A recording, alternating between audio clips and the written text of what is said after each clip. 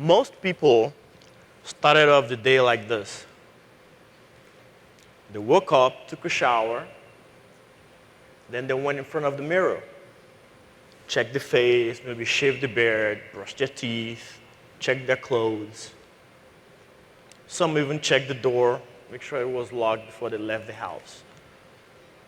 But the very thing we use in checking all of these things, we actually don't check it. That is our eyes.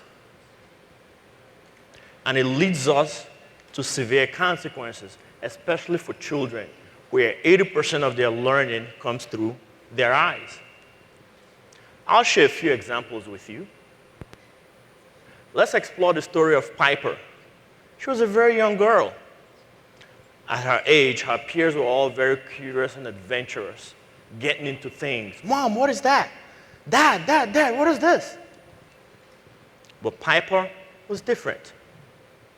Already labeled shy. She just wouldn't budge. Her parents got very concerned. And doctor after doctor after doctor, they finally came to find out what the problem was. Piper was severely farsighted. It means that things that were very far away she could see, but things that were close by her, she couldn't see them. The right prescription was placed on her face, and boy, you could see the transformation. If her brain could have a readout, you could literally see the brain saying, wow, are you mom? Wow, are you dad? Oh, is this my home? For the first time, she could actually recognize her environment and her parents. And the once labeled shy girl, all of a sudden became an adventurer, getting into things just like her peers. And here's the story of Matthias. He was already of school age. In school, the teachers labeled him, he's got ADHD. And they pressurized his mom to put him on medication, but she said, I know my son. I don't think that's the problem. Then she tried the doctors, doctor after doctor after doctor after doctor. They all tried to pressure her to put him on medication, and she wouldn't budge. They even went as far as calling her the devil for not putting her son on ADHD medication. But it took one patient doctor that examined Matthias and found out he just couldn't see. The right prescription went on his face, and here were the first words. Mom, you look so beautiful. Imagine if that were your child. You live with your child, take them to school, feed them every day, but they don't even know what you look like. Or imagine if you were the child. You live with your parents, you love them, but you don't even know what they look like. While I'm very happy for both Piper and Matthias that they escaped a situation that could have severely altered their life trajectories, upwards of 2 billion people around the world are not so fortunate. These people simply lack access, either access to eye screening, diagnosis, comprehensive eye exam, or simply affordable prescriptions. This leaves us with a huge economic loss in terms of lost productivity. We need to do better. Now, these are folks whose eyes can actually be corrected.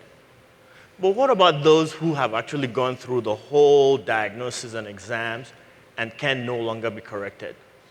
That's where people like myself come in. I am legally blind. But let me back up a second. Unlike the movie Coming to America, where Eddie Murphy came with a bodyguard and 7 pieces of luggage, I didn't come to America that way. I came with just $200 and a small duffel bag. And I came to study medicine. Reality quickly set in, of course. I realized I needed a whole lot more money than that. So after I started pre-med, in order to achieve my dream, I decided to serve the country, giving me this great opportunity, and I joined the US Army. I was about 19. Life was simply great. And before I went in, like most teenagers, I went to get my driver's license. I went to the DMV like everybody else, put my eyes into the screening machine, and in 5 seconds, A, B, 1, 2, 3. Congrats, Mr. Onwuta. Here's your driver's license. Drive safe. And I was out. Now, fast forward to barely 2 years later. I was in pre-med. I was in the Army. I was diagnosed with Stargardt's juvenile macular degeneration, and I became legally blind. This means that what I could previously see from 20 feet away, now I have to walk up to it from 1 foot away. Of course, that earned me a military discharge, and along with it went my medical studies. Now I'd become 21, and I had to go back to the DMV to renew my license. Now, 21 is that magic age in America. Everybody looks forward to it. That's the age you can go clubbing and everything else. Here was my experience. At the DMV, put my eyes through the screening machine. Nothing. What's going on? Is someone playing tricks on me? I tried. Nothing. I couldn't see it anymore. I mean, I could see the screening machine. I could put my eyes through it. But for some reason, there was a barrier between my eyes and what I was trying to read. It was as if there was some kind of fog, haze, smoke. Wait, what is going on? Previously, 5 seconds. This time around, 5 minutes and counting. Nothing. Tears were flowing down my eyes. I had become legally blind. And this time around, this is what I heard. I'm sorry, Mr. Onwuta, but we cannot issue you this driver's license. For people like me, we have to cope with everyday tasks using what is called assistive technology. They come in the form of magnifiers or text-to-speech readers or screen readers. But even that has barriers to it. If I gave you a business card right now, you look at it in 2 seconds, you can see the name, email address, and phone number. For me, I'd have to hold the business card. First of all, go find an assistive tech. Okay, great. Now, second thing is I have to figure out how to use it. Okay, good. Third thing is I have to hold it. It's handheld. These barriers contribute to 285 million people like myself around the world suffering a 90% illiteracy rate. And in terms of unemployment, here in America, 70%, United Kingdom, 75%, and in most other countries, it's not very different.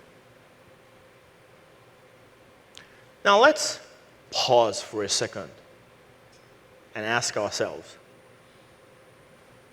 what is going on? We have all of the technological advancements that can actually solve this problem. But are we developing technology just to stoke our ego? Or can we leverage some of our technology to serve humanity? And in case you're not aware, let me list a few of them. We've got a car flying towards Mars, and it's beaming down its journey. We've got AI, artificial intelligence, that can write AI. It can literally give birth to itself. We've got robots that can do backflips perfectly. And if that doesn't impress you, they can also wash dishes at the sink. But yet, the very thing we need to see all of these amazing things, we ignore them. Our eyes. We need to do better because it is costing us severely. Since becoming legally blind, I got obsessed with tackling this problem. And like I mentioned, with assistive tech comes the barriers of hand-holding, extra commands, and assistive technology.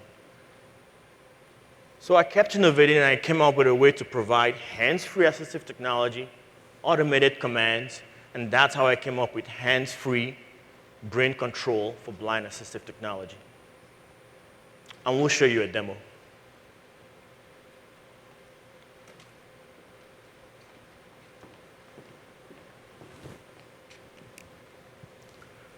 So right now on this screen, you're seeing the feed of the magnifier, but nothing is going to happen until I put on my magneto powers, the brain control.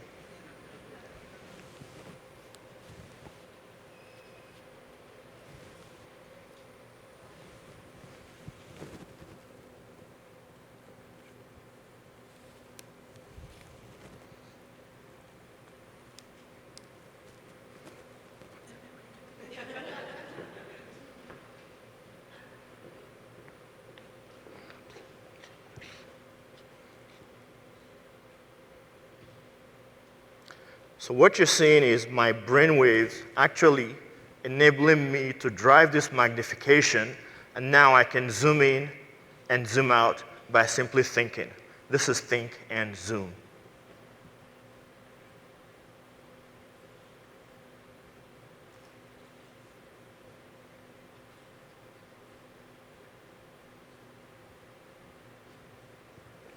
All right, thank you.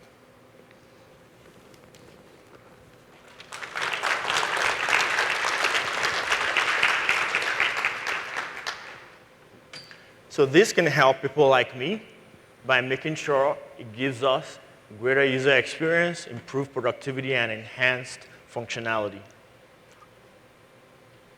But what is a very simple way that we can actually ensure that our kids, and actually everyone, doesn't go through life facing severe challenges simply because we don't know that they're struggling to see? How can we ensure that before a kid goes to school and takes that test or exam, that their eyes are seeing very well? Or before an employee goes to that job interview, that their eyes are doing very well? What if we go back to the very beginning of how we started our day? In the morning. What if we simply looked into the mirror? What if we could add smart cameras behind that mirror? And all we have to do in the morning is say, mirror, mirror on the wall, how are my eyes doing today? And the magic mirror will tell us if our eyes are suitable to tackle the day. And if not, it can actually send a text to let us know that our eyes are not good. We cannot keep developing technology just for the sake of developing technology. We have to start thinking about humanity and how to serve humanity to make sure that we're all economically viable and to build an inclusive society. We have to start removing barriers to visual learning so we can pave the way to earning. Thank you.